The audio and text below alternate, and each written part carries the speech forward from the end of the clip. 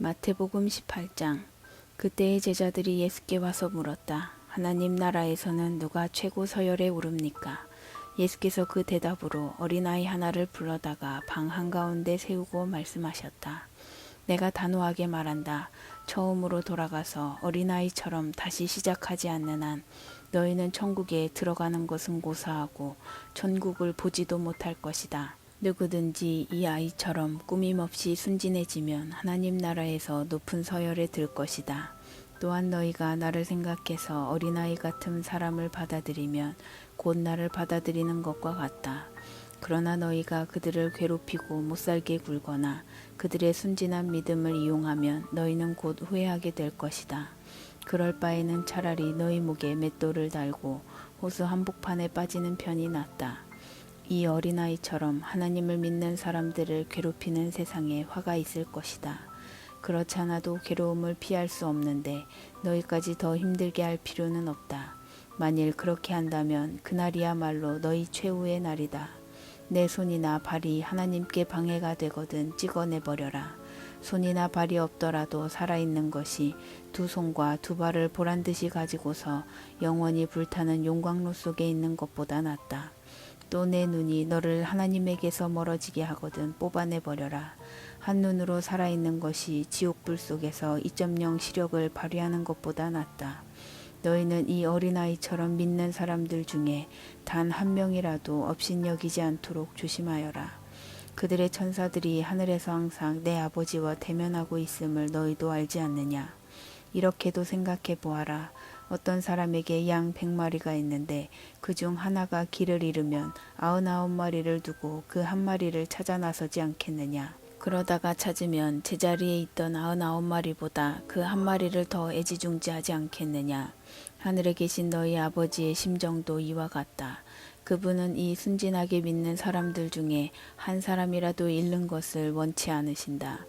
함께 믿는 동료가 너에게 상처를 주거든 가서 그에게 말하여 둘 사이에서 해결하여라.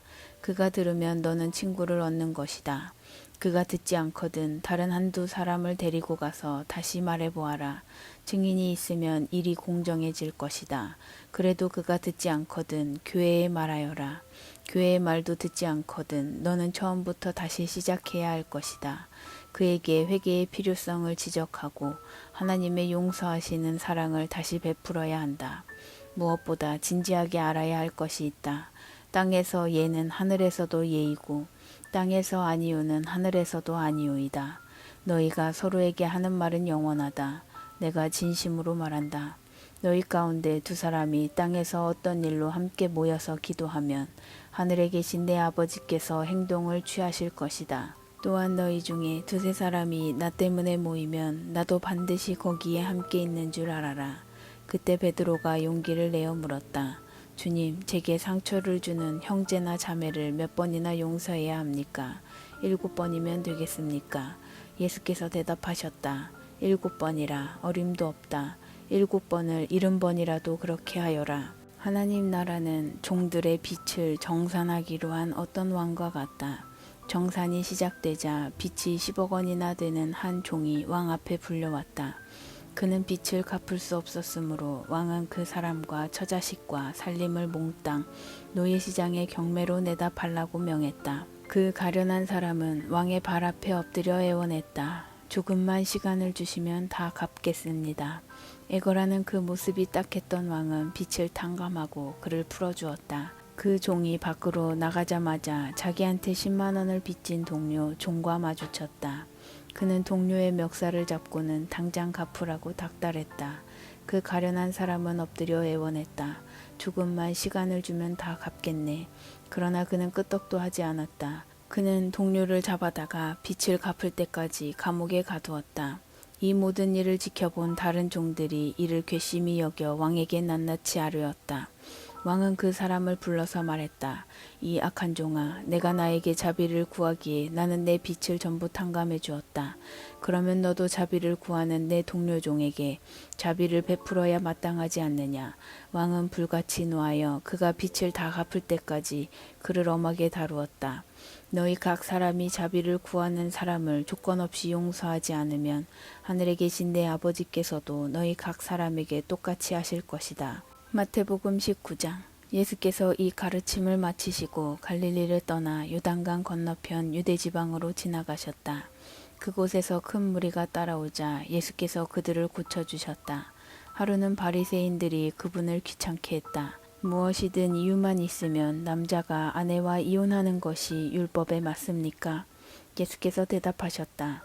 너희는 창조주께서 본래 남자와 여자를 서로를 위해 지어주신 것을 성경에서 읽어보지 못했느냐? 그러므로 남자는 부모를 떠나 아내와 굳게 맺어져 한 몸이 된다. 더 이상 둘이 아니라 한 몸이다. 남자와 여자의 이 유기적인 연합은 하나님께서 창조하신 것이다. 그러니 누구도 그들을 갈라놓아서 그분의 작품을 모독해서는 안 된다. 그들이 반박하며 쏘아붙였다. 그렇다면 모세는 왜 이혼 증서와 이혼 절차에 대한 지침을 주었습니까? 예수께서 말씀하셨다. 모세는 너희의 사악한 마음을 염려해서 이혼을 규정했지만 그것이 하나님의 처음 계획은 아니다. 너희는 처음 계획을 따라야 한다. 만일 너희가 정숙한 아내와 이혼하고 다른 여자와 결혼하면 너희는 간음죄를 짓는 것이다. 다만 배우자가 간음을 저지른 경우는 예외다. 예수의 제자들이 이 일을 달았다. 그것이 결혼의 조건이라면 우리는 막막합니다. 어쩌자고 결혼을 하겠습니까? 예수께서 말씀하셨다. 누구나 다 결혼 생활을 할 만큼 성숙한 것은 아니다. 결혼해서 살려면 어느 정도 자질과 은혜가 필요하다. 결혼은 모든 사람을 위한 것이 아니다. 나면서부터 결혼에 일절 관심이 없는 사람도 있다. 청혼을 받지 않거나 청혼에 응하지 않는 사람도 있다. 그런가 하면 하나님 나라를 위해 결혼하지 않기로 결심하는 사람도 있다. 그러나 너희가 성숙하여 결혼의 큰 뜻에 이를 수 있겠거든 그렇게 하여라. 하루는 사람들이 예수께서 손을 얹어 기도해 주시기를 바라며 그분께 아이들을 데려왔다.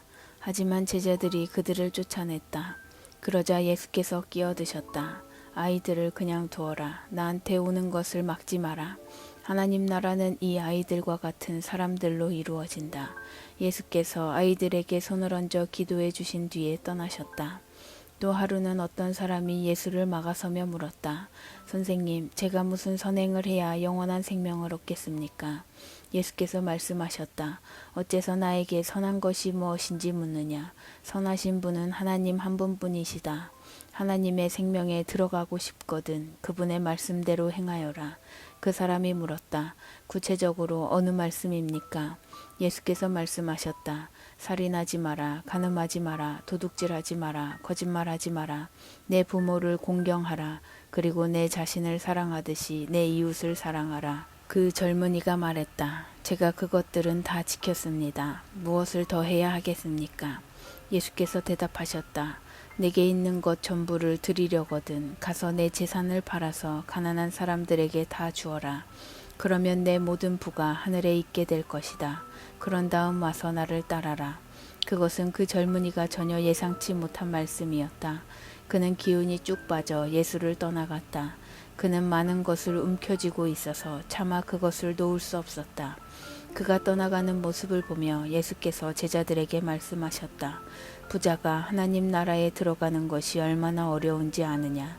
내가 너희에게 말한다. 부자가 하나님 나라에 들어가는 것보다 낙타를 급히 몰아 바늘길을 통과하는 것이 더 쉽다.